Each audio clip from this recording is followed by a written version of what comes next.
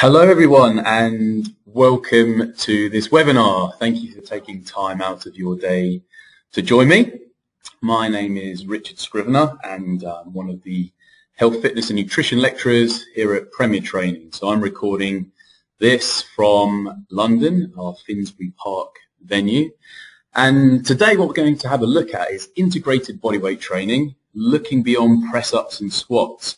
So I'm sure some of you guys may have had that preconceived idea that bodyweight training might encompass a lot of press-ups and squat movements, but can we go beyond that? I'm sure we'll do our best to have a go at it.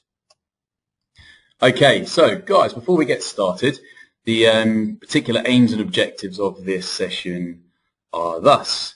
So we want to have a look at an integrated perspective of bodyweight training and assess if it's actually a useful and beneficial training modality. In particular, we want to start by introducing the different forms of bodyweight training that exist and ask ourselves the question, is bodyweight training really a new fad or a trend, or has it actually been around for a long time? I think already you can probably begin to answer that question yourself. We're definitely going to tap into some of the pros and cons of bodyweight training and try to assess whether we should make a big effort to include this within our training programs for ourselves and our clients.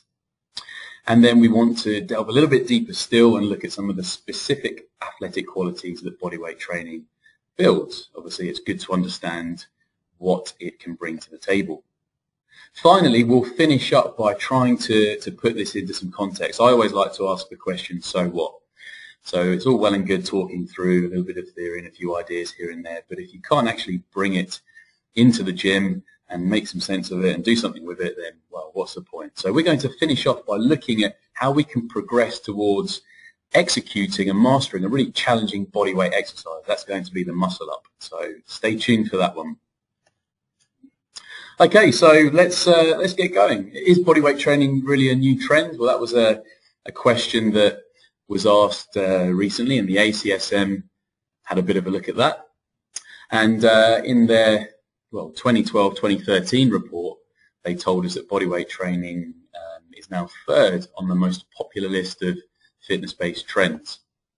One of the particular comments associated with that little report is on your screen now. So we can see there that this gentleman, Walt Thompson, said that bodyweight training exercises are a proven way to get and stay fit. And in a time when many people are concerned with cutting expenses, bodyweight training exercises are a great way to feel great and look toned without a big financial investment. So I think if you sort of strip that down a little bit, you can start to see some pretty useful reasons for including bodyweight training. You've got that expense issue. You can get outside and obviously do bodyweight training with minimal amounts of kit. But the final little sentence there, look toned. Well, obviously, some of us will understand what toned really means, but I think what the guy is actually trying to say there is that there's the potential to target every single muscle within the body in perhaps a nice integrated way to develop the sort of lean physiques that people are usually after. So we'll delve into that in more detail and see where that takes us. But the question is bodyweight training really just a new trend, or perhaps we could say it's a somewhat long-lasting trend? What about these guys? So Capoeiras, as they're known, have been doing their thing for some period of time. Capoeira is something I've been doing for the last 8 or 10 months, and that's one of the main reasons that I got into bodyweight training. It's a fantastic way to train, absolutely grueling. And we'll have a look at some clips in just a little bit, just to whet your appetite there. Parkour is something that evolved, so I understand, in the 1980s. And that was a form of training that was built around military obstacle courses and being able to negotiate those. And of course, what we now know is that parkour is something that's done on the streets in the urban environment, and perhaps is something that became popular, in particular in the 90s, but originated in the 80s. If you look closely, you can see a somewhat conspicuous shadow there in that wave. I can't say I want to be that guy at this point in time, but we also know that bodyweight training forms like swimming, surfing, boating have been around forever too, so it's not exactly new in that respect. There's lots of different forms of dance, as we know, and it's suggested that ballet originated in the 15th century there. And as you can see, that picture paints 1,000 words, doesn't it? Look at the range of motion at the hips there, the leanness, the athletic qualities, the control, the balance. It's got it all, hasn't it? So we can straight away start to see some of the qualities that can be developed with bodyweight training. We're going to delve into that in a bit more detail very shortly. Climbing, I'm sure people have been climbing in various forms for forever, and certainly that's a great way of using your body weight as a resistance, and I'm sure anyone that's tried climbing in some capacity will testify how difficult and challenging that can be. We've got athletics. A lot of athletic events, of course, utilize body weight and rely upon relative strength and power. So there's the lovely Jess Ennis there doing her thing. And once again, we can sort of take note of some of the shapes and physiques that we see there in these particular athletes, and the fact that I'm sure, of course, they have engaged in some resistance training, but their bodyweight training doesn't seem to have done them too much harm. I quite like to look back at some of where these trends came from, and ancient athletics back in the 6th century there. One of the stories I like to use when I teach our level 2 and level 3 courses is the story of Milon from Croton, and we use this story in periodization. Apparently he was one of the first guys to I guess put periodization to the test as a training principle. And the story goes that he was working on a farm and used to carry a baby calf from the well, the location where it slept in the shed, I guess, out to the field each day so it could feed. And obviously, as the bull or the calf got bigger and turned into a bull, so each day he had to pick it up and lift a bit more weight. And supposedly the legend goes, and he would be a legend if he did this, he was carrying a fully grown bull from the shed to the field each day. Anyway, that's a nice little story, but emphasizes that bodyweight training has been used in many forms for many years, of course. There's lots of forms of martial arts. These have been around for some time. I'm sure some of you guys listening in will appreciate that. That might be your area of expertise. And don't forget things like gymnastics as well. And you know, what a great example of using one's body weight. And once again, you can see Lewis Smith there. Deep concentration, looking pretty athletic, strong. Of course, we know gymnasts are renowned for their fantastic physiques as well. So if we were to ask ourselves the question, what kind of kit is involved with bodyweight training? It's a bit of a Ron Seal one, isn't it? It sort of is what it is. And really what we can identify is the fact that, you know, we're using our own body weight as a mode of resistance. And in effect, when you look at what the definition is of plyometric training, you yourself become a projectile. So all the jumping and leaping and bounding and skipping that we often do within certain types of bodyweight training is really just a form of plyometric training in which you become a projectile. You accelerate your body through space. What other kit is involved? Well, certainly the environment is something that plays an important role. Parkour was a great example of using the environment to good effect. And then maybe there's some specialist supporting kit, like you know, some running spikes, for example, that can be used. We've got an opponent, maybe, that you could call upon within certain types of bodyweight training. Floyd Mayweather there, putting his opponent into good use in that particular example. Maybe the opponent or team could also be a complementary thing for our bodyweight training. So minimal kit, that's the answer, isn't it, when we get down to things. There's not much required to get out there and have a really good challenging session, as we'll see very shortly. I'd like to just skip back a little bit to the 80s, when we had this era of fixed path resistance machines. They were unleashed upon us, weren't they, in that particular time period. And I bet that guy on the left-hand side of the screen, as you're looking at it, is absolutely gutted that he took that job on. He's probably looking back at that now and cringing. But certainly, if we think about what the focus was of machine-based training back in the 80s, served a very good purpose, didn't it? It was, you know, specifically brought in there so that we could target and isolate certain joint movements, and therefore target and isolate certain tissues and muscles and the associated fascia that went along with that. And that did a great job of building hypertrophy. It did what it needed to do. So I guess if we kind of consider some of those specific pros and cons of fixed path resistance machines, just to begin with, But by then default, looking at what the pros and cons are of bodyweight training and free weight training, moving away from those machines, we can start to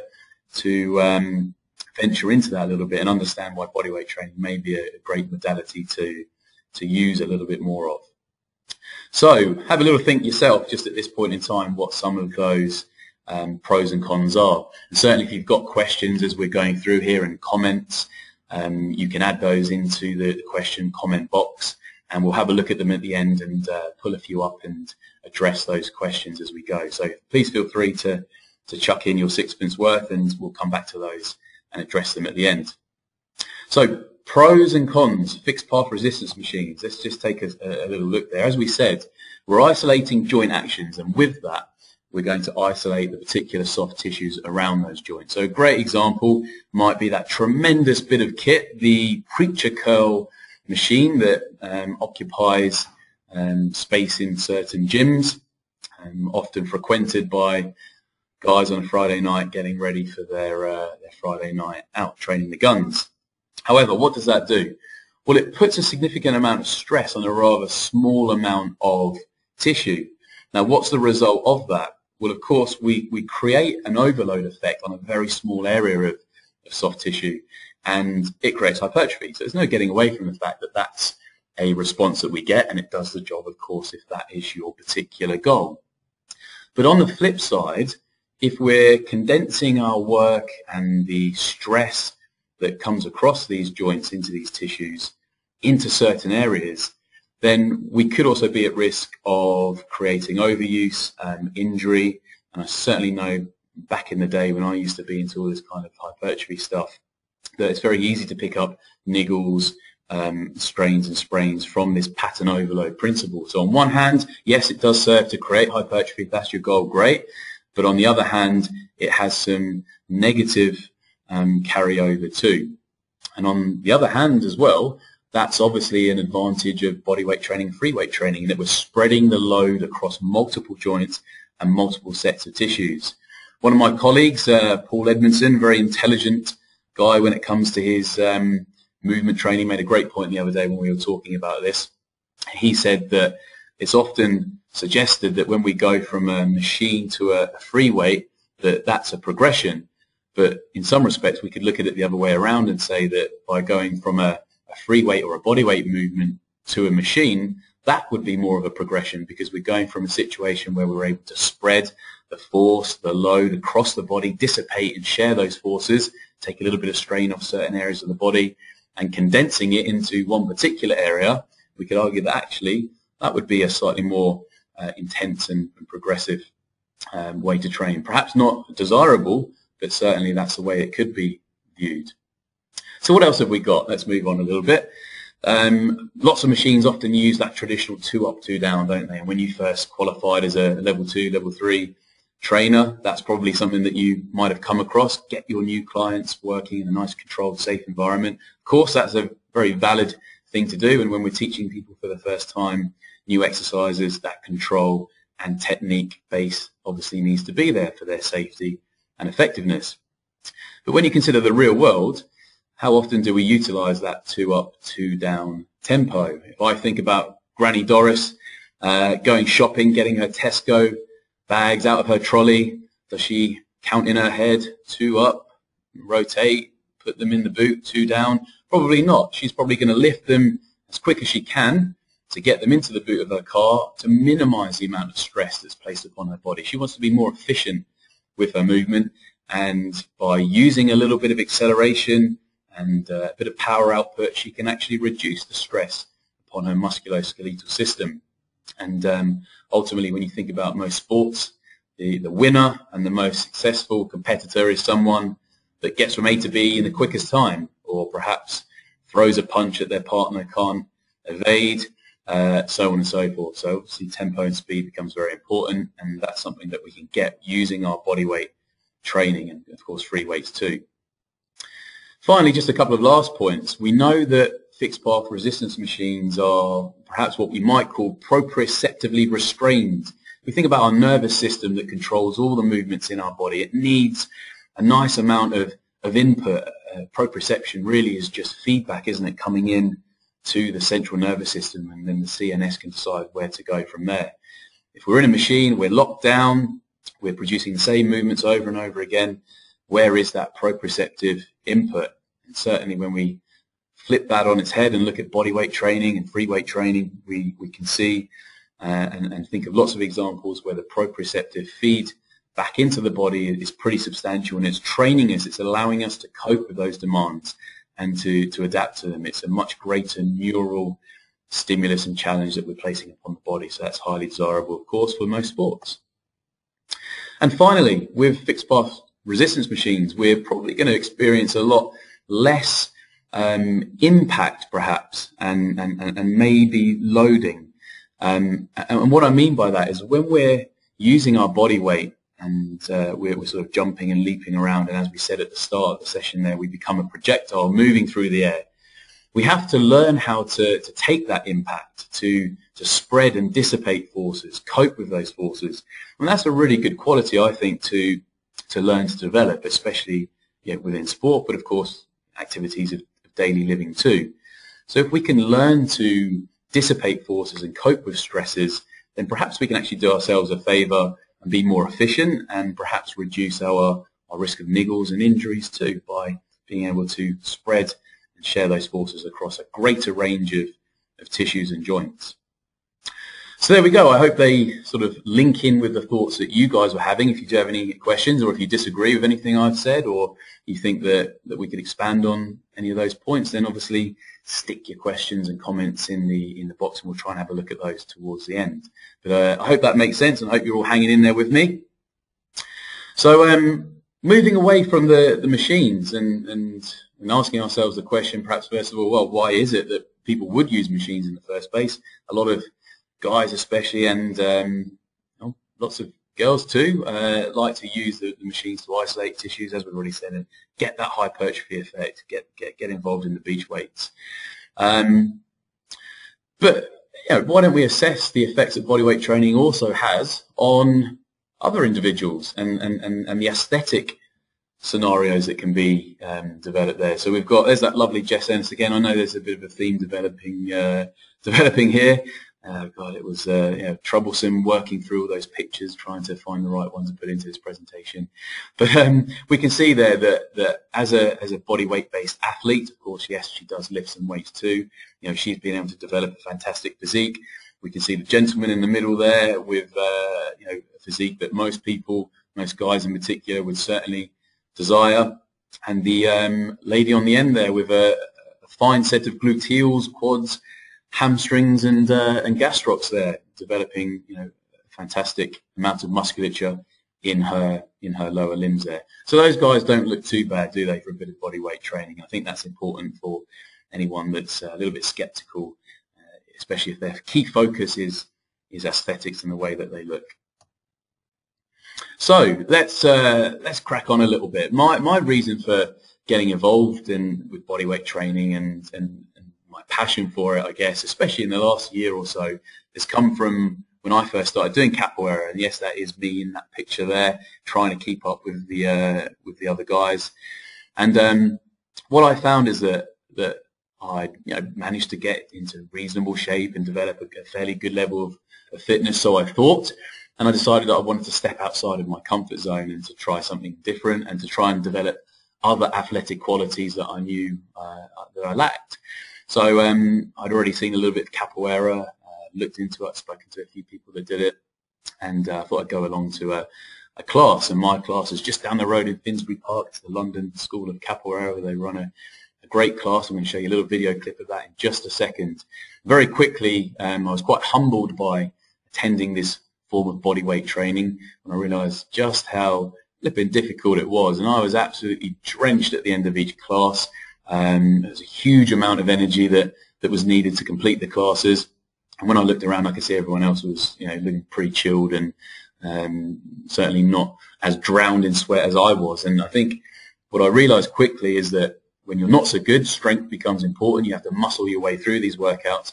But bodyweight training, such as forms of martial arts and capoeira, teaches you to become efficient, to control your movements, and to master movements, and to use other athletic qualities such as coordination, balance, timing, control. Slowly getting there, but by no means as good as some of the guys you're about to see. Oh, the little Vivo trainer there at the bottom, that just reminds me also of another example of a light bulb moment when I recently spent a bit of time training with a couple of our trainers here that teach our Vivo barefoot running course. That's a great course, and what I realized is that when you're trying to run correctly and skillfully, you're being asked to recruit different muscles that perhaps you're not used to, and it's amazing just how much you gas out when you're trying to run with a new technique. I mean, I can do 3 or 4 minutes at 11, 12 kilometers an hour and I'm done. I have to stop and have a break. So as we know, running is certainly a different form of bodyweight training. So bodyweight training, let's have a look at this. The guys at the London School of Capoeira were kind enough to let me film a little game, as it's called, and you can see there the young gentleman with his back to us. That's Gabriel. He's 14 years old, having a little game of capoeira with Johnny. And for me, this form of training just encapsulates everything that's great with bodyweight training. You'll certainly see. Let's just play this. Enjoy.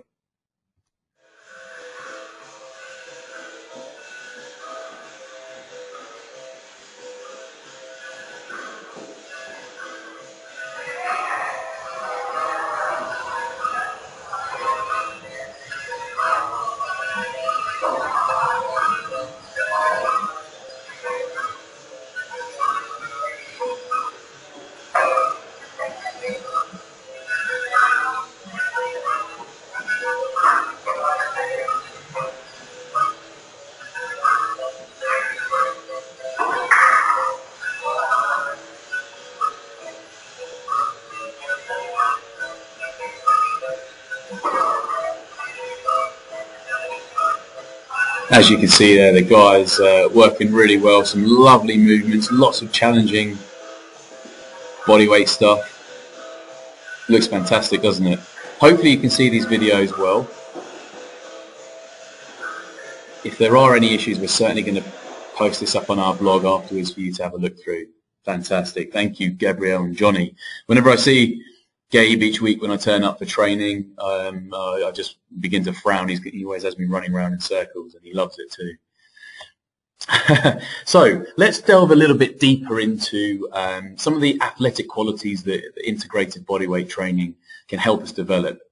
Now, what we know about our musculoskeletal systems, first and foremost, is that certain joints are very mobile, such as the shoulder joint, and as a result, they often lack a little bit of stability. So it's no shock that the shoulder joint is one of those joints that does tend to be more prone to injuries. We have joints that are very stable that then lack movement. And if we think about stability and mobility on a continuum, what we want is for each particular joint in the body to have the right amount of stability and mobility based upon its function. So if you think about the bear there walking along ice and it's a little bit slippery, what's that bear going to do to stop itself falling over? Well, you might be able to visualize that. It's probably going to be able to crouch a little bit lower, get low to the ice, spread its base of support. As the surface becomes a little bit more slippery and unstable, muscles will begin to co-contract to support the joint positions and stop that bear from doing what you're seeing it do there. And so as we get more co-contraction, we tend to stiffen, we tend to lose fluidity. And the question is, I guess, then, is why would we get co-contraction?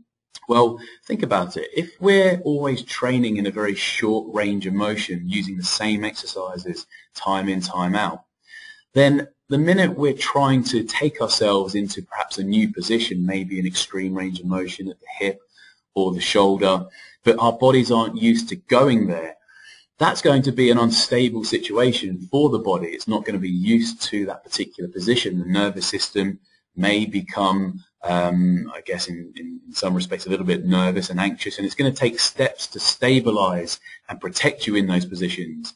So if you don't have the familiarity and competency to get into certain positions, like we've just seen in that capoeira demo there, maybe those muscles are going to begin to tighten to protect and support you. So bodyweight training probably offers us an opportunity to train through full ranges of motion, to get into positions we're not used to try and build strength there, to build familiarity with those positions. And if we are familiar and comfortable in those positions, then that's extra skills. It's an extra skill set that we open up. We can do more movements and more actions from those positions. I hope that begins to make sense. I'm going to try and exemplify that here. So here's me trying to work on my joint stability, but also my fluidity in and out of a movement. So I'm going to sort of use a rotational step where I need to be relaxed and fairly fluid, and I'm going to take that into a very brief handstand position and then try and control myself out of that position using stability when it's needed, but also relaxation and full ranges of motion at the same time.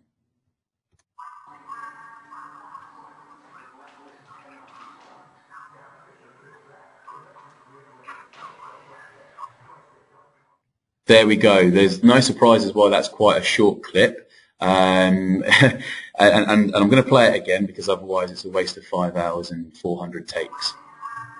So just for your entertainment and for my satisfaction, there we go.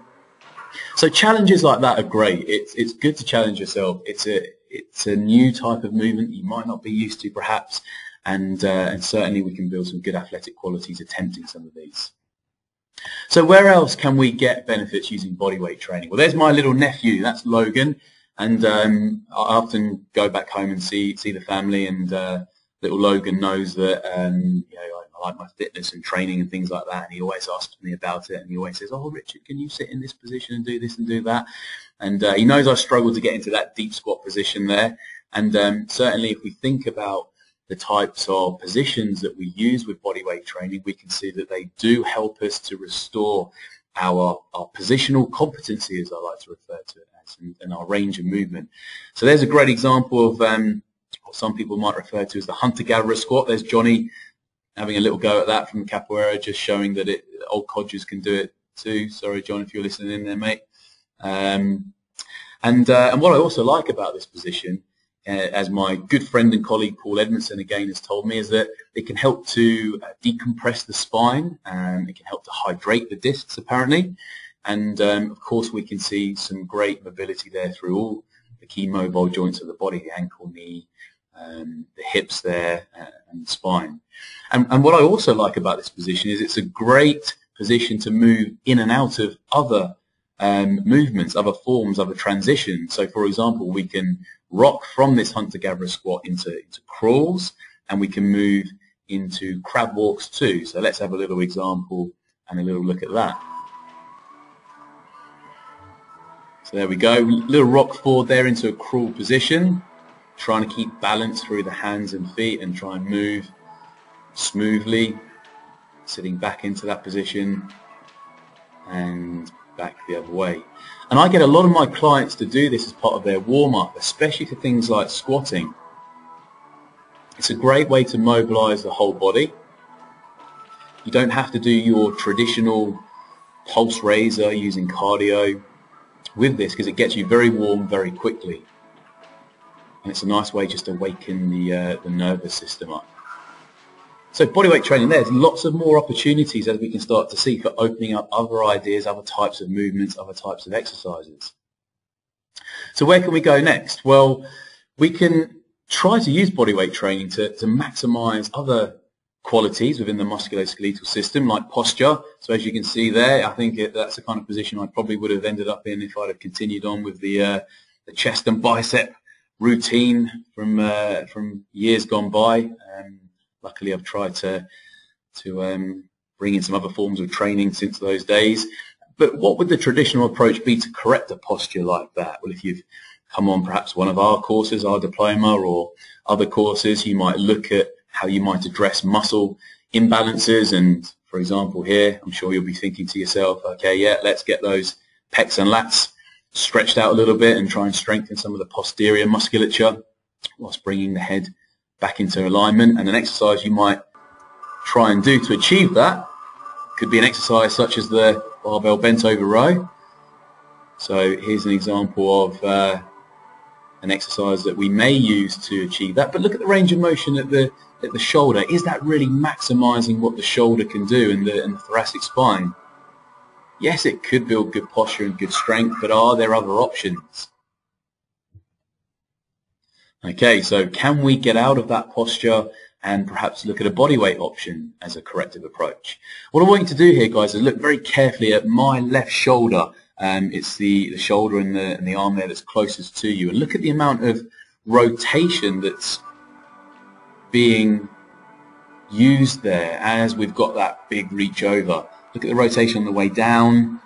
We've got rotation whilst we're moving into an extreme range of motion there through the spine. And would we argue that that's unsafe? Well, absolutely not. If the joints are capable of going there, then why don't we train them there? Why don't we make sure we have the ability to cope with those positions should we need to get into them in sport or activities of daily living, of course. And since getting involved in bodyweight training, doing a bit of capoeira and that sort of stuff, I found my posture and my mobility has certainly improved greatly. I'm sure some of you guys that do other forms of bodyweight training can testify to that too. Now, at Premier, we also like to work with the forces of nature. A lot of our training principles and our philosophies at Premier here are to try and work with the forces of nature, and we can identify things like momentum, gravity, and ground reaction forces, and using acceleration as a means of working with our natural environment. So, for example, if we're trying to work with the forces of nature, why do we always do those nice, slow, controlled 2 up, 2 down movements? Is there a way of getting a bit of momentum in there and trying to challenge ourselves in different ways and using different tempos? Not everything in life needs to be controlled and done at a snail's pace, but of course there is a time and a place for that, in particular with beginner clients or perhaps individuals that need to take things a little bit slower. But anyway, here's that nice steady lower body lunge coming in there, 2 up, 2 down, nice and controlled. And what I want to do is try and come up with something that challenges the legs a little bit more and integrates the legs with the rest of the body, using some acceleration, using some ground reaction force and gravity on the way down there, landing in that split stance. So there's a forward kick through, driving straight up into a split lunge jump and a catch.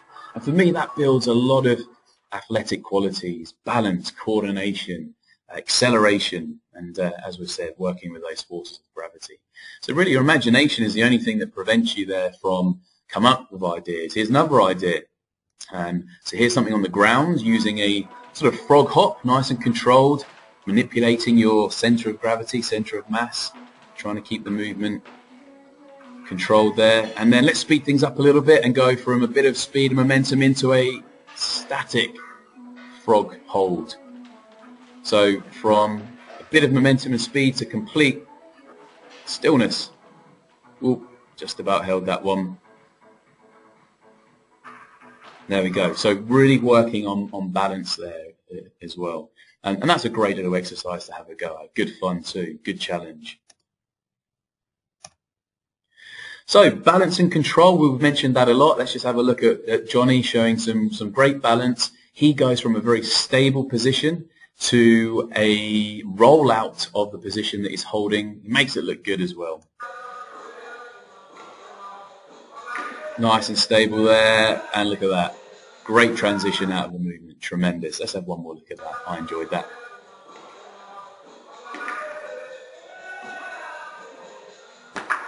Fantastic.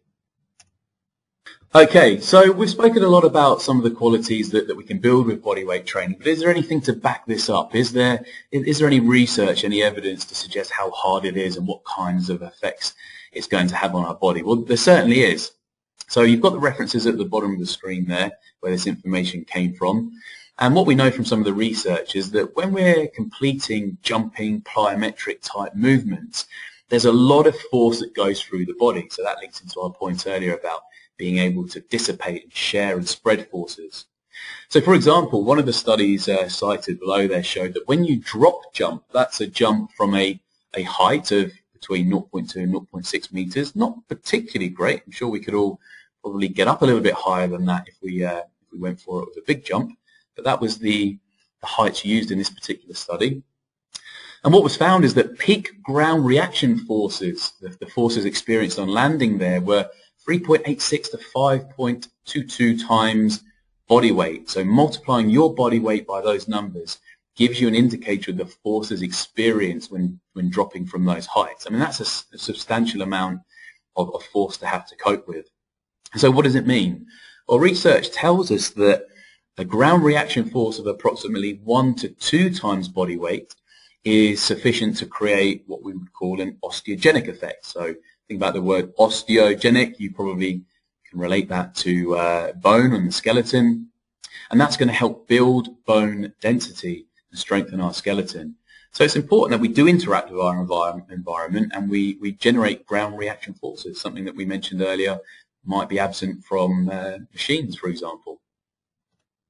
When we look at the upper body, there was a great little quote from one of the studies cited there with respect to the forces experienced in the upper body in a plyometric press-up position. And the author suggested that peak loading of the musculoskeletal system during impact under each hand was approximately 0.7 times body weight, and that's a total of 1.4 times body weight across both extremities. So that's pretty substantial, and obviously it's a little bit less than that of lower body loading, but that's because our body weight is partially supported in the press-up position, isn't it? I think it's approximately 70% of our body weight being used and shifted during a press-up. So here is a plyometric-based exercise for the upper body, one that you've probably seen before. Oops, let's just play that there. So using, again, the stretch reflex, loading in, driving straight out, and trying to absorb those forces on landing. And that's creating a strong osteogenic effect, hopefully, for my skeleton. But the authors noted, however, that in their research with upper body testing, that there was bilateral asymmetry. So what they suggested is that the dominant arm was the arm demonstrating significantly greater peak forces than the non-dominant arm. So we all have, don't we, a stronger side, but I'm sure you can all identify with that. And so what we might need to do is use this research to come up with alternative exercises that challenge us more in a unilateral sense. So I had a little thought about that and came up with this exercise, still very plyometric and challenging. We've got an alligator or a crocodile press up, crawl in to shot, and then let's make sure we're in camera view. Yep, and off we go. Little switching alligator, crocodile, plyometric press up, and then let's disappear out of shot. Good fun, really challenging, certainly got me sweating.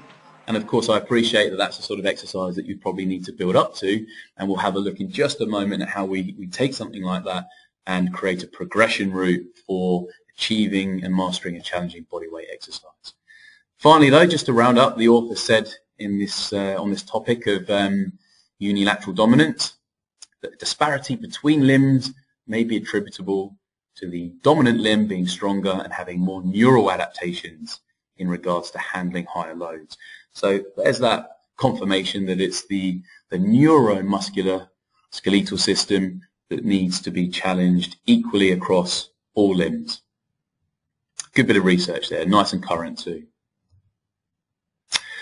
Okay, so finally, I think this is our last point, and I'm sure there's many more that you can think of, and if you do think of some more, then again, feel free to throw them into the comments box. But bodyweight training and free weight training can activate muscles that people care about, and think about all the clients that you might see, or indeed your own particular goals and objectives. A lot of the time when I've trained people in the past and I've sat down in that consultation room and we've had a conversation, and of course you ask, what are your goals and objectives? A lot of the time we hear, well, I want a six-pack, I want to see the abs, and so on and so forth. And let's have a look at the picture on the screen there, where once again there's Jess Ennis running against her colleagues.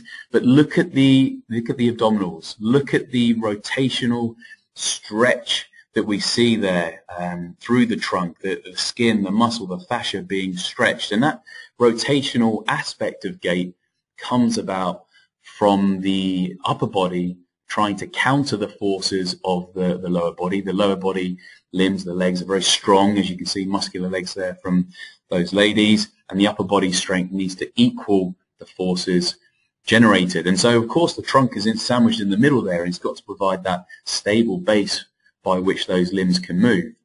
So we know that running and sprinting is a great way to train. I mean, how many of us actually do that and integrate that often into our training programs, go out there and do a bit of hill sprints or some short, sharp stuff to really generate high forces through our bodies. But certainly that's going to be a great way to get some good activation in those areas that people care about. And just so you know, I'm not making this stuff up. Very recently, in 2013, there was a really interesting review that looked at what particular exercises activated the muscles of the core, of the trunk, most effectively. And it was very interesting. They certainly looked at the muscles like the lumbar multifidus and the transverse abdominis, some of the muscles that we want to know if they're being fired up or not. And the authors concluded that the findings of their review indicated that free weight exercises such as the squat and deadlift were optimal to produce activity of the lumbar multifidus, that's a deep muscle located around the spine. And no specific type of exercise appears to be more effective than others at producing activity of the transverse abdominis muscle. So the main point here was that adding isolated core exercises to supplement a fitness routine involving multi-joint free weight, and I guess we can put in there body weight exercises, is probably unnecessary to activate these core muscle groups. The authors went on to suggest that strength and conditioning specialists and, of course, fitness professionals should focus on multi-joint, free weight and body weight exercises rather than core-specific exercises for athletes and clients to train the core muscles. And that final statement there says it all, really, doesn't it? That given the simplicity of performing floor exercises, adding balls and devices appears to be unnecessary and is not recommended. So I think that we can do away with some of those isolation exercises that perhaps we might normally think of adding. Not to say there isn't a role for them in some circumstances, but we can see there, I'm sure you recognise that gentleman, Hannibal the King, as he's known on the internet.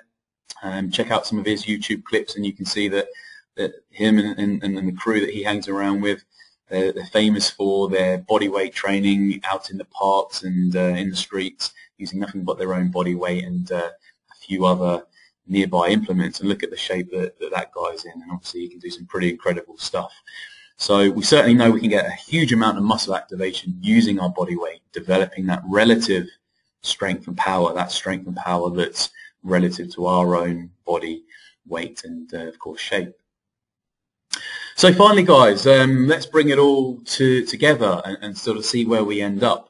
Of course, it's good to see how this works out. So we've got an exercise, the muscle up. I'm sure you've heard of this before. You've seen it. Maybe you can do it. Maybe you want to be able to do it.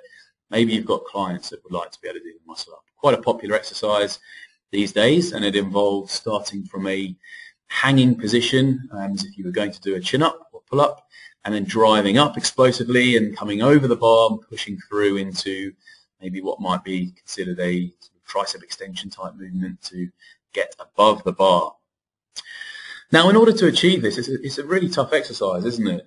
As you probably may have found out, a lot of stress on the body, and of course it's not going to be appropriate for everyone just to get straight in there and have a crack at it. What we need to do is think about making sure we establish some foundations and build up to it steadily. So here's my suggestion on how you might do that. Of course, I'm sure you'll have other ideas too and other suggestions. This is just a particular approach that I thought might be useful. So number one, we need to do what we've been talking about, and that's establish a good range of motion at the joints involved and make sure they're fluid, they move well, and that we can access those positions and we're comfortable there. So let's have a look at a couple of ways we might do that. Okay, so I'm using a Viper here, just doing a little round the world or halo movement, just to get that thoracic spine and shoulder opened up and loose, but also having activation there at the same time is important for maintaining strength. Bringing in stability ball, I know you'll be sitting there going, oh, you've just trash talked those things, but what I actually want to do there is build a little bit of strength and stability between the humerus and the scapula and the rib cage, making sure that there's integrity there, doing some circular motions. And then up onto the bar there for what I call some lower trap pulls. You can see hanging, pulling the body weight up, keeping the arms straight. And you can initiate the muscle up with this movement through the lower traps. It actually begins the acceleration into the movement. It's all low level-ish movements. I think that's a great way just to get you started, and you can integrate these, of course, within your normal workouts and begin to get competent with those. So once we get there, let's do a similar thing and build a bit more dynamic movement and strength. So here's a power club mill and a reverse mill. I owe these exercises to my good friend and former colleague Ben McDonald. He taught me everything I knew, although I'm sure you guys might be able to pick apart the technique a little bit. So trying to get that full range of motion again with activation and a little bit of momentum now kicking in, using those forces of gravity and trying to keep the movement relaxed and fluid. We had to slide some kettlebells in there, it's got to be done. And so now we're going to move on to a double high pull off just the one swing, trying to build more dynamic strength in the shoulders. Nice complementary supportive exercise. Fantastic, so we can use those, and once we feel that we've got some use from those, we can then progress on to some more traditional pulling movements, and first of all using some suspension kit. At Premier here we have a suspension training course as well as some kettlebell courses, so you can learn how to get those techniques down. And here we're just using a three-way pulling action using a wide pull, a close grip pull and a wide pull overhead, just making sure we've got strength in different positions in the shoulder there, but obviously the suspension kit unloads the body somewhat while we build our strength up over time. Wonderful. Next then we want to try and start to get closer towards that muscle up movement, and we need a bit of speed and a bit of acceleration in there, of course. So we're going to use the straps, and starting in a seated position we're going to rock back and accelerate ourselves forward into the muscle up position, which would be akin to driving up over the bar, the bar. As you can see, a little bit of drive through the arms, a bit of tricep and elbow extensor strength. Nice and explosive. Whilst you're there, develop that elbow extensor strength a little bit more with a few dipping type movements. I've got a particular name for it, doesn't matter. And of course the straps provide a little bit of instability as they're moving around, which helps us just to create a bit of co-contraction as we get up over the bar. So we're almost there. It's time to take it to that chin up pull up bar, and we're going to progress with 3 exercises. First of all, of course, we need to be able to master the basic pull up or chin up, whatever you want to call it. So if you can't quite do a pull up or a chin up, it's often recognized that eccentric strength is something that can help you achieve that. So starting with some eccentric pull-ups. So we can use this as support, and we can jump into the top part and lower ourselves down for a count of 5 or 6 seconds. Producing those regularly will help you achieve the ability to do a regular pull-up. Once you can do that, we don't want to do them slowly, so pull-ups, they should be done nice and explosively. That's how the muscle-up starts, pulling up through the lower traps. And then from there, a jumping muscle-up, using a bit of leg work to help us get going, getting familiar with that motion. Almost sticking my head through the tiles there. Nice and explosive, pulling yourself around the bar. And then from there, once we feel it's time to have a crack, right the way from the beginning, straight into the muscle up. And you can use a little bit of a kip there if you wish. Bit of momentum, bit of swing through the legs. And that's our muscle up.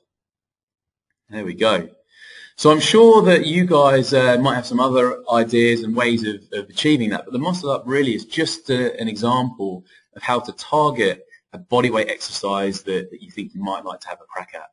And because they are often very challenging, once you get beyond squats and press-ups, you would need to just think about that exercise and perhaps the way that I've shown you there, break it down, think about the qualities and the athletic attributes that you first need: stability, range of motion, making sure that you've got the optimal amount of muscle activity, co-contraction around joints, so you can move in and out of the positions correctly. And then from there, building some strength, some dynamic strength especially at those particular joints. And then moving more and more using the principle of specificity to movements that replicate the exercise that you want to achieve. But of course, thinking about how we can, first of all, break that down and build towards the full movement itself.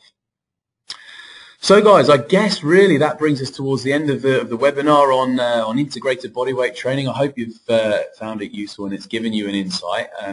You can see there that the objectives of our session are circled, and I hope and I believe that we've looked at different forms of bodyweight training that exist, and we've identified pros and cons of bodyweight training and matched that against traditional machine-based training. We've certainly looked at some of the athletic qualities that bodyweight training can build and how we can progress towards achieving quite challenging exercises and, of course, developing our competency there. The only thing I'd like to say is just to let you know that we've got a little bit of discount we'd like to offer you as a token of our appreciation for joining us today. There's 20% off our CPD courses, and you can have a little look online there following that link to get your discount if you're interested in things like suspension training and kettlebell training and postural courses, for example, and running courses. They're all on there. And what we really hope to have for you very soon is our own bodyweight training course. Certainly, I'm looking to work on that with a couple of my esteemed colleagues very soon as we speak. That's in our plans. So if you'd like to get some more information on that course as and when we finalise the details, then please register your interest using the link below. But that's going to be a really exciting one. I'm really looking forward to that. Hopefully, I don't want to make any promises, but maybe later this year or possibly early next year. But sign up and we'll give you all the information that you'll need to find out more about that course. Just like to say thanks again, guys, and if there's been any questions and comments, what we'll look to do now is address those. So we've got a few minutes just to answer some questions, and I'm just going to pull those up now if any of you guys have posted anything.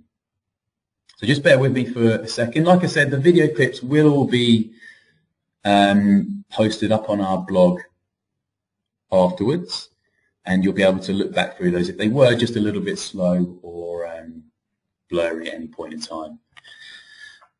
So let's have a little look.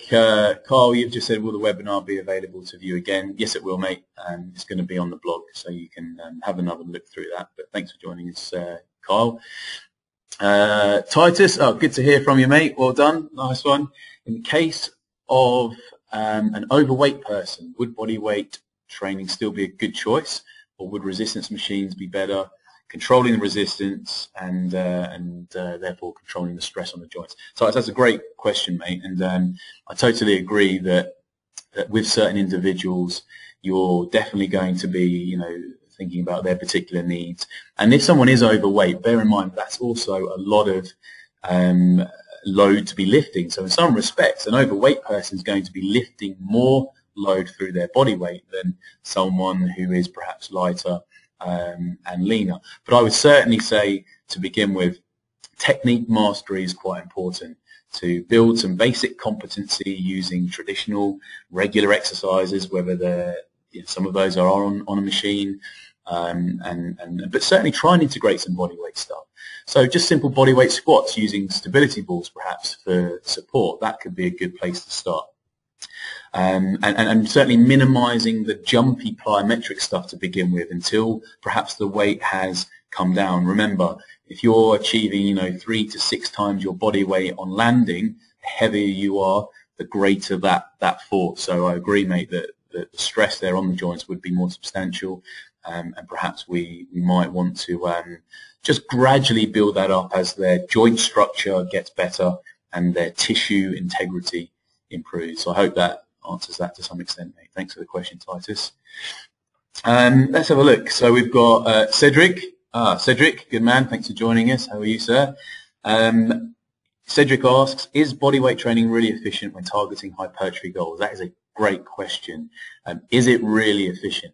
Well, all I'd say is have a look at individuals such as dancers. So, for example, look at backing dancers, for boy bands, girl bands, all that kind of stuff. Look at male ballet dancers. Look at the size of the legs. Look at track and field athletes. Yes, I know they use a lot of weight training too, to be fair, but look at the shapes that those guys have. Try some body weight training and feel the amount of tension that you're generating in tissues. Now, I think if we're honest about things, we're not going to get as much hypertrophy as we would if we were using machine and isolating joints and tissues. Let's be honest about things. But remember, we want to have hypertrophy and muscle mass that's usable. Perhaps we could call that functional hypertrophy. So perhaps, if the goal is to get bigger, but to maintain range of motion, to maintain function, to maintain movement, and have those qualities too, then think about supersets. You could take a bench press and then superset that immediately with some kind of moving press up crawl action, using your imagination. That would be a great way to get the best of both worlds. So bodyweight training is a great stimulus for force in the body, and certainly would contribute to gains in hypertrophy. And of course, think about firing up those type 2 muscle fibers with some of the jump plyometric based stuff. Type 2 muscle fibers are the muscle fibers that respond most effectively to hypertrophy, and so if you can stimulate those more effectively, then you'll be getting those complementary gains, I think, that we're looking for there. I think, Colin, you mentioned earlier the videos weren't showing so well, so I apologise for that. You can look back at those, and you can find them on blog.premierglobal.co.uk. I think that'll be going up very soon, so apologies if any of the videos were just a little bit grainy there. So, Colin, your other point was that plyometric training is defined as a ground contact time less than 0.2 seconds. Whilst the exercises shown are ballistic, the ground contact time would indicate they are not plyo. I absolutely take your point, mate, and I'm familiar with the principles of a slow and fast stretch shorten cycle within strength and conditioning circles, where plyometric training, to be truly plyometric, does need to have a ground contact time that's very short, 0.2 seconds. As we know, things like 100-meter sprinting and ground contact time there is often cited as being around 100 milliseconds, 0.1 of a second. And so to get the most transfer into a lot of sporting activities, ground contact times need to be quite low. So I absolutely accept that some of the exercises shown, whilst they were ballistic, did not have truly plyometric contact times. But I guess it's a case of what are you using them for. So if it is a case of we need plyometric exercises for athletic performance and sport, then absolutely we need to select the right types of plyometric exercises that allow for those very brief ground contact times. So take your point, Colin. Thanks very much for that. Guys, we've just got time for one more question.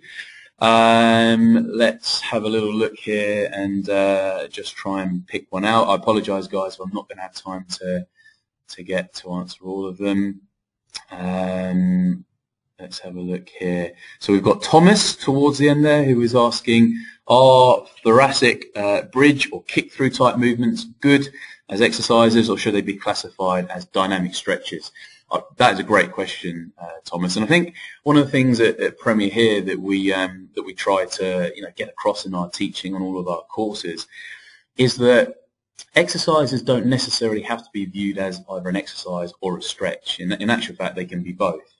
So by default, if you're moving into a certain position whilst one muscle contracts, the opposing or antagonist muscles obviously need to be relaxing to allow for that movement. Whilst they are relaxing, they're being taken into a stretched position.